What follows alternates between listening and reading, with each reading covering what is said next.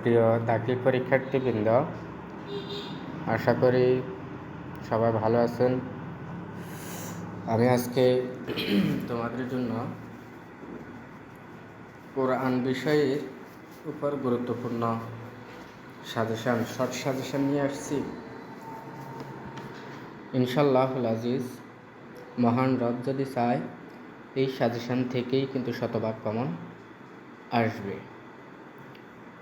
তো তোমরা দেখতে পাচ্ছ এখানে সাজেশান। এরপর আমি পুনরায় বলতেছি যে সূরা বাকারা থেকে সূরা আল বাকারা, এখান থেকে যে সমস্ত গুরুত্বপূর্ণ আয়াত বাছাই করা হলো সেই আয়াতগুলো এখানে তুলে ধরা হলো।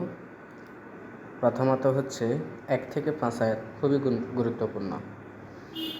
8 থেকে 10, 11 থেকে 13, 14 থেকে 15,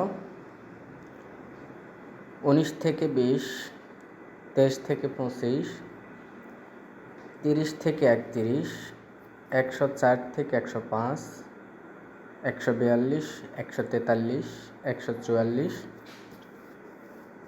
153 থেকে 156, 158 থেকে 159, 183 থেকে 184, 275।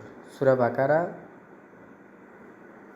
সূরা আল বাকারার মধ্যে এই আয়াতগুলাই খুবই ইম্পর্টেন্ট। ইনশাআল্লাহুল আজিজ, এই আয়াতগুলা থেকেই কিন্তু পরীক্ষায় আসার সম্ভাবনা খুবই বেশি। আশা করি তোমরা খুবই উপকৃত হবে। সূরা আল ইমরান থেকে কিছু বাছাই করা হলো। সেই আয়াতগুলো হচ্ছে 1 থেকে 5, 7, 14,